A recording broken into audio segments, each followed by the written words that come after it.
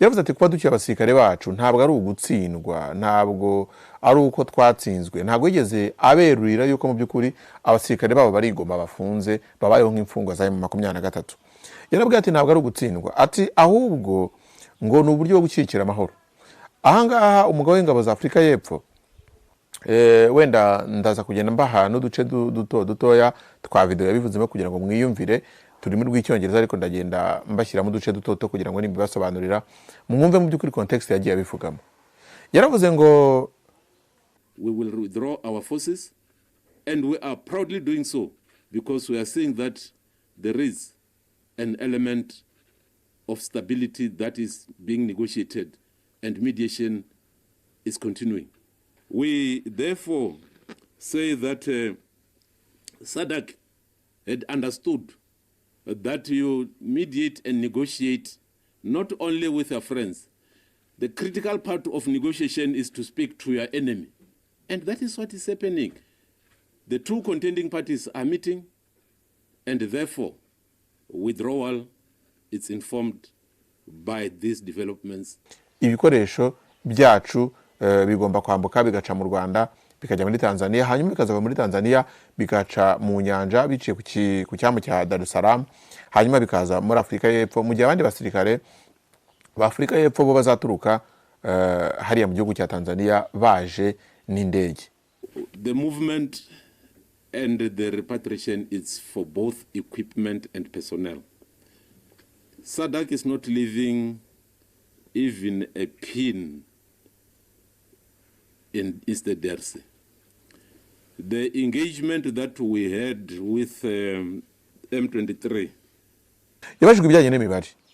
Ibijyanye n'imibare ni ikibazo gikomeye cyane kuko nkuko nabibabwiye abasirikare boherejwe muri Kongo barenga 5,000 gutyo na 800 gutyo, ariko kugeza ubu abasirikare bagomba gutaha imibare yamaze kubarurwa nuko ari abasirikare 4,800.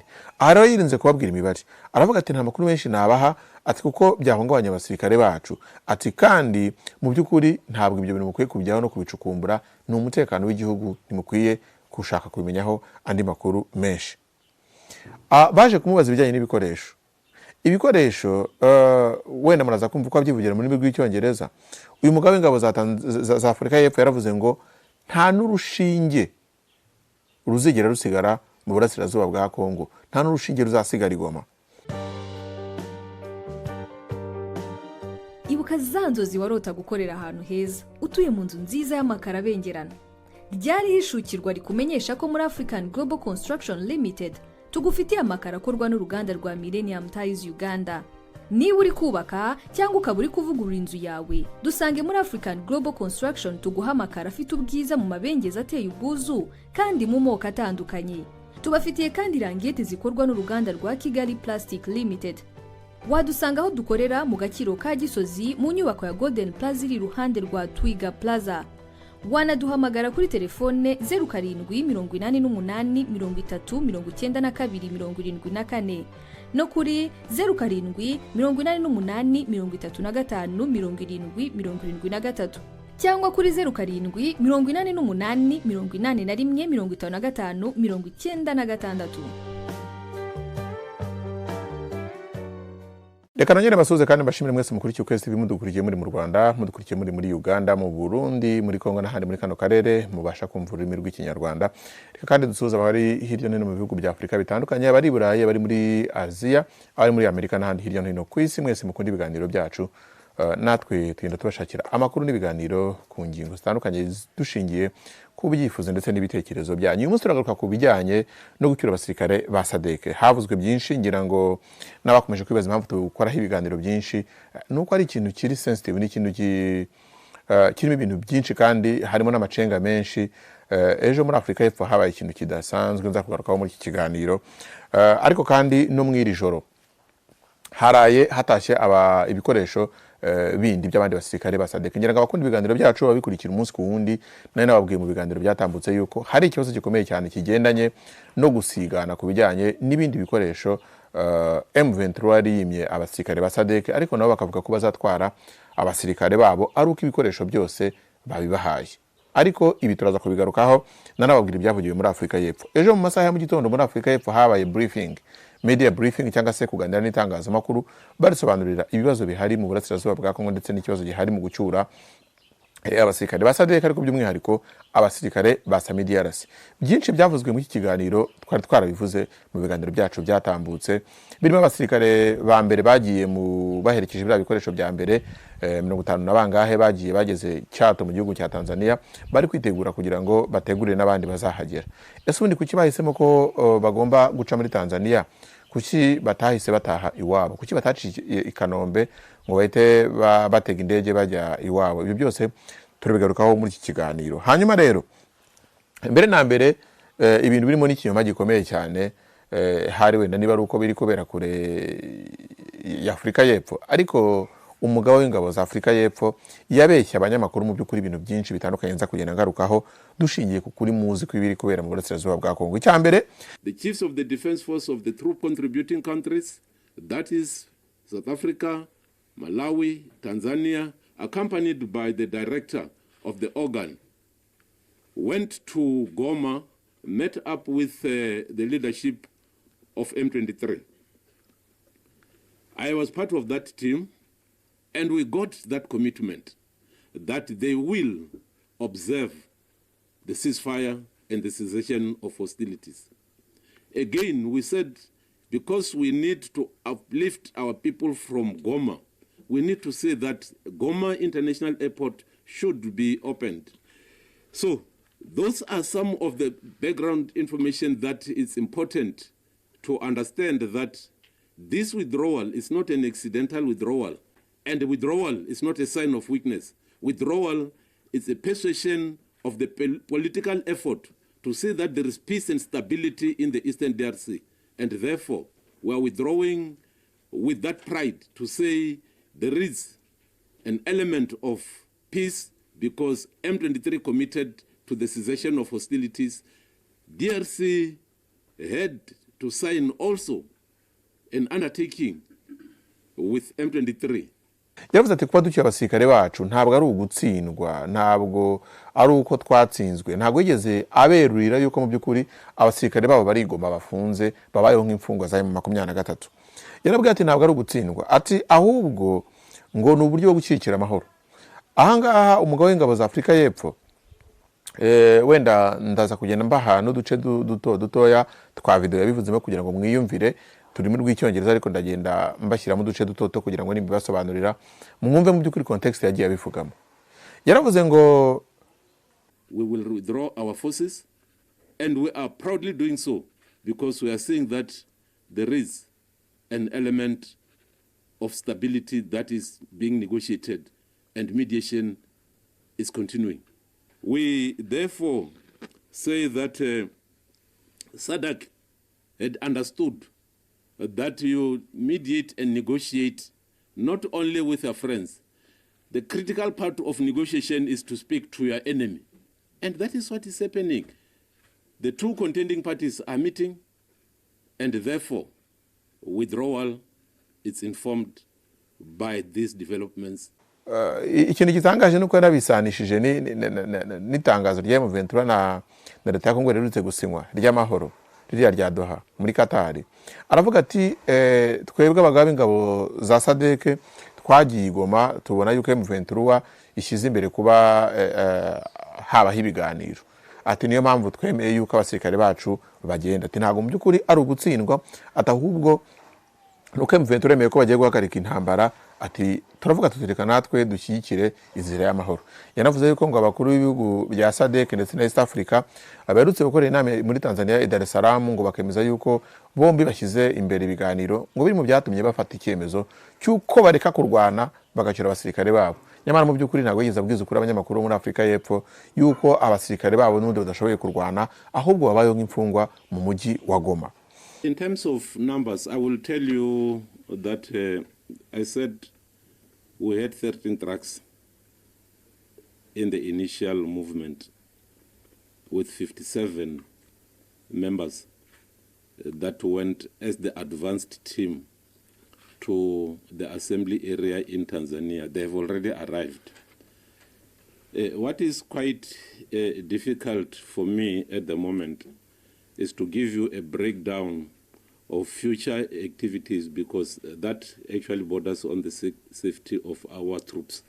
So suffice to say, the initial team is currently in Chato. The rest of South Africans, the rest of SADC members will move out of Sake and Goma, and they will disperse from the assembly area which is in Tanzania. Yabajijwe ibijyanye n'imibare.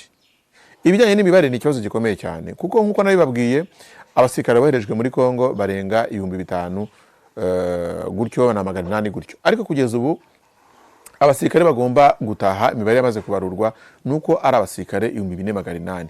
Aha rero yirinze kubabwira imibare.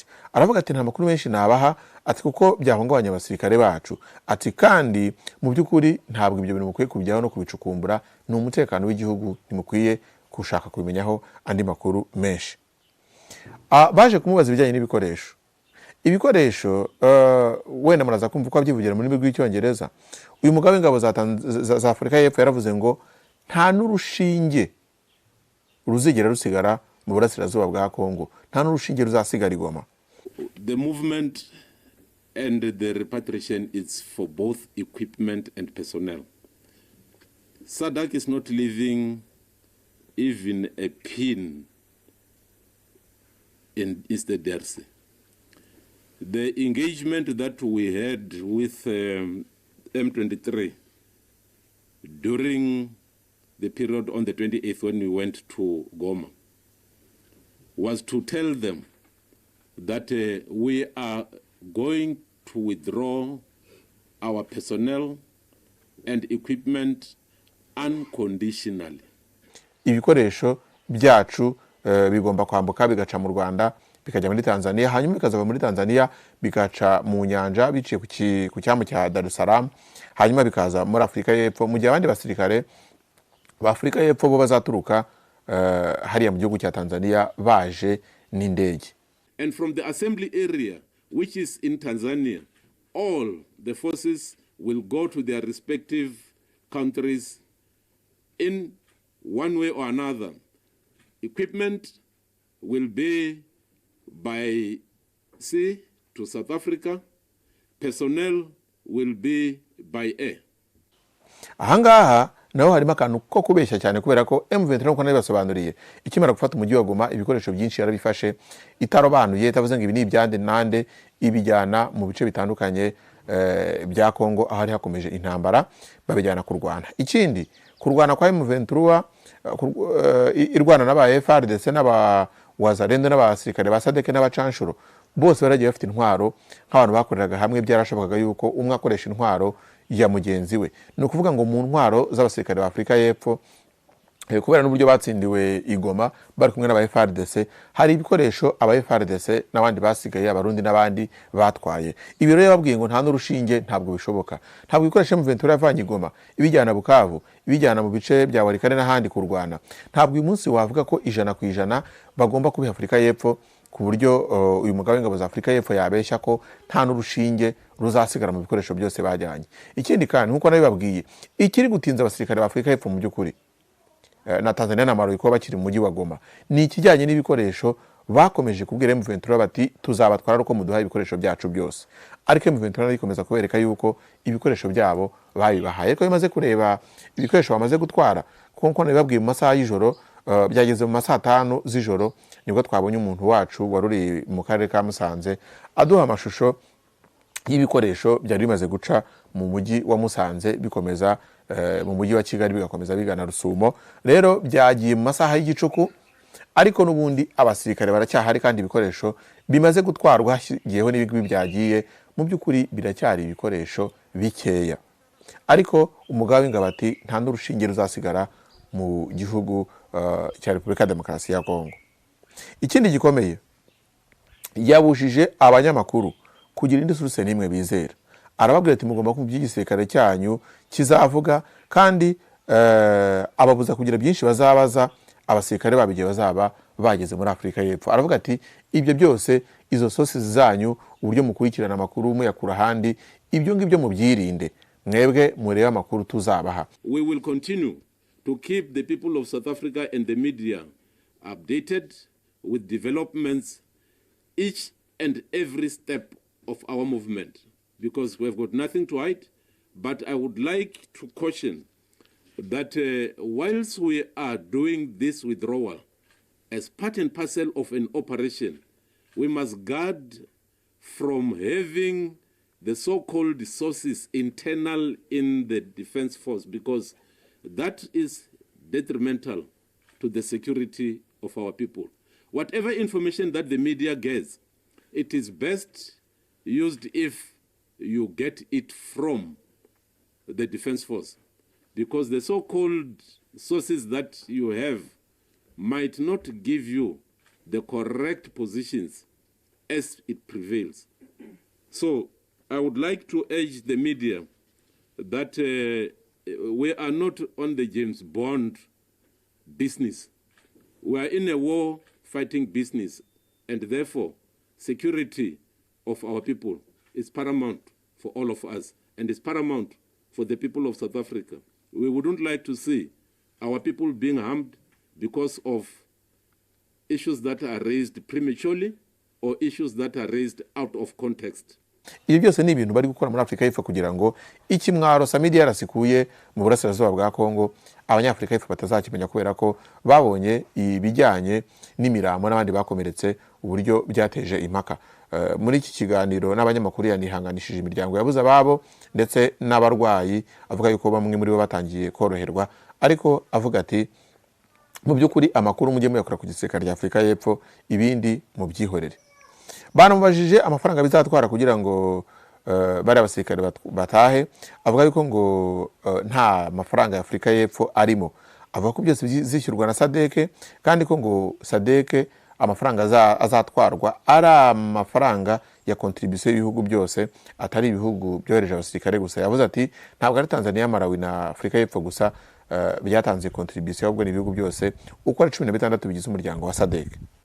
The withdrawal is being orchestrated by SADC, and SADC had put a budget that speaks to the withdrawal. That budget is made out of the contributions that had been made by all SADC member states, not troop contributing countries. So that is the budget that is going to at least make it easier for the withdrawal as part of the deployment. Hanyuma hari ikintu gikomeye bavuze, ikitwa briefing igomba kubera Chato mu gihugu cya Tanzania, ahantu bise clean zone. Bavuze yuko mu by'ukuri birebye uburyo yabisobanuye, bavuze nk'impamvu banze guhagurukira Igoma. Ni ikiganiro cyakirimo ibinyoma byinshi cyane. Impamvu batahagurukiye muri Kongo, bavuze ko ngo bashakaga ikintu bise clean zone. Clean zone ngo na ahantu hatari umuntu wabangamira. Muri Kongo ngo bavuze ko wenda igihugu cyagezwemo na M23 kishobora kutabaho ubwisanzure kugira ngo bahe briefing abasirikare babo ku mabwiriza n'imyitwarire yabo mu gihe bazaba basubiye mu bihugu byabo.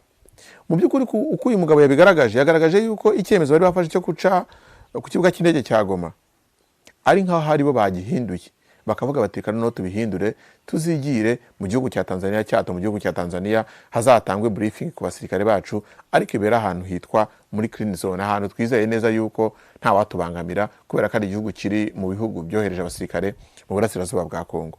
Ahangaha uyu mugabo w'ingabo za Tanzania, amini za Afrika y'Epfo, yagaragaje ko guca muri Tanzania, guca mu Rwanda bakajya muri Tanzania ko batarashiye ku kibuga cy'indege ari uburyo bwo kugira ngo babashe kubona ahantu batangira briefing, kuko batari kwitangira mu burasirazuba bwa Kongo.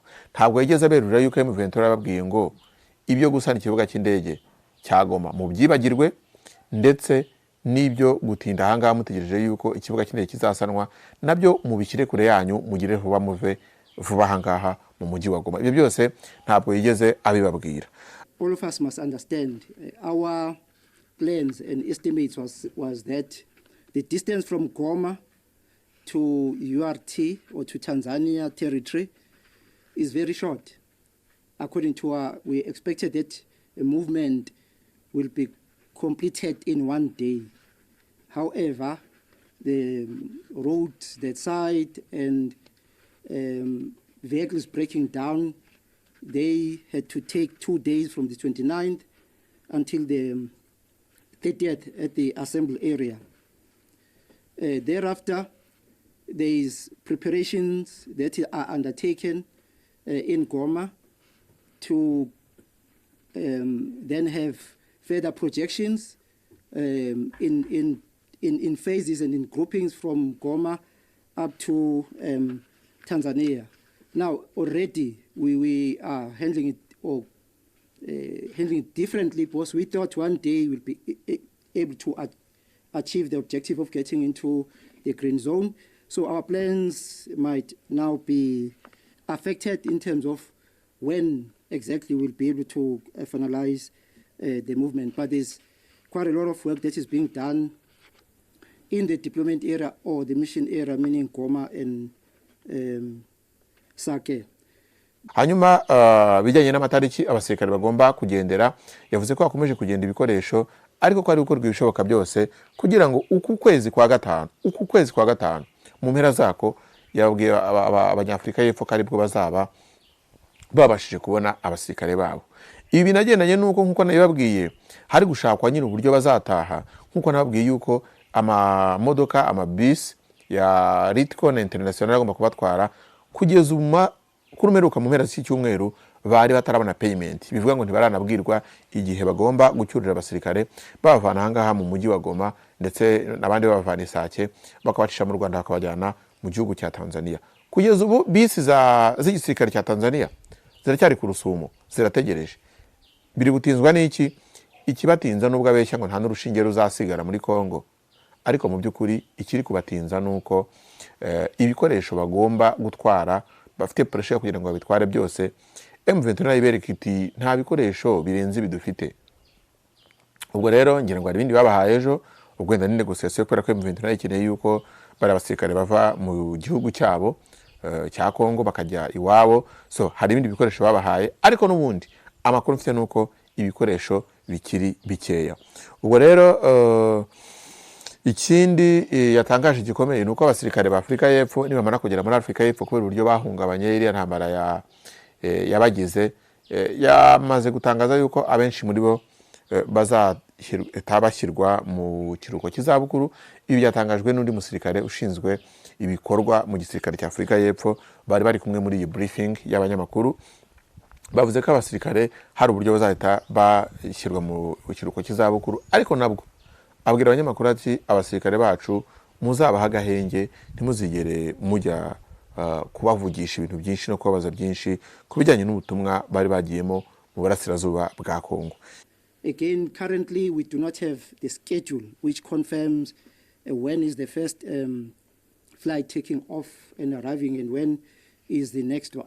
What I can share with the media and South Africans is that there's a program of receiving specifically the personnel who will arrive much more earlier than the rest of the equipment to our mob and demob area in Bloemfontein.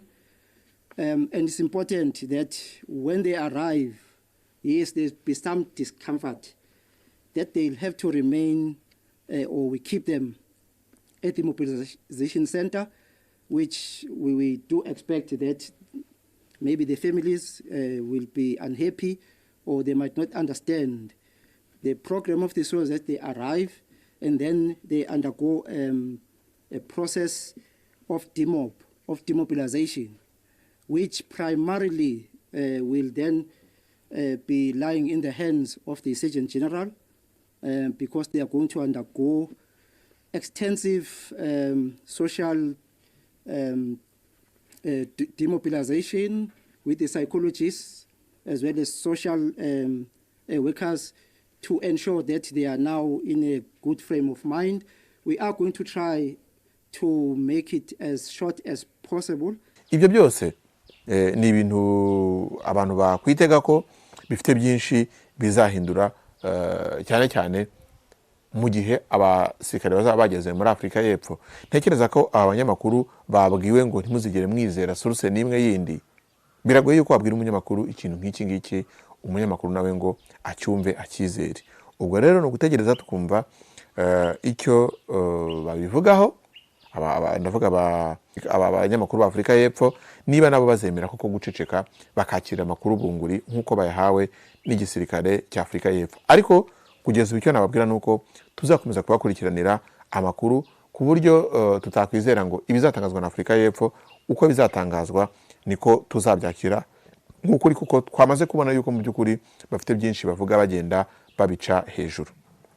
Reka rero mbabwire ko amakuru yacu n'ibiganiro ku ngingo zitandukanye byo nakagaruka. Turakomeza kugenda tubakurikiranira iby'aya makuru, turakomeza kugenda tubakurikiranira byinshi bivugwa kuri aya makuru, kandi tuzakomeza kugenda tubibagezaho mu biganiro byacu biri imbere, ndetse n'iki cya Sadc uko bazagenda bataha bizagenda bihinduka byose twabiziza ko tuzagenda tubibakurikiranira umunsi ku wundi. Reka mbabwire ngo ibiganiro byacu amakuru yacu nakagaruka, naho utaha ntimujye kure ya Ukwezi TV. Mwakoze cyane.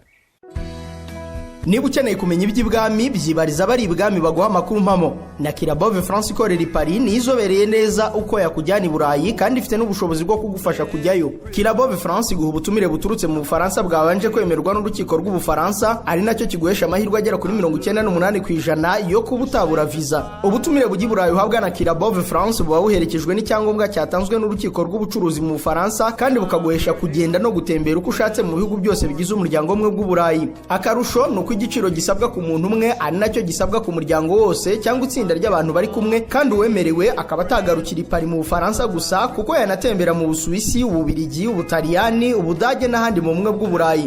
Gera ku birenze inzozi zawe zo gutembera i Burayi, kwidagadurayo cyangwa guhahira ibyo wifuza ubifashijwemo na Kirabove France. Ku bindi bisobanuro bandikire ku mbuga nkoranyambaga zabo cyangwa kuri telefone ubona kuri ekara yawe.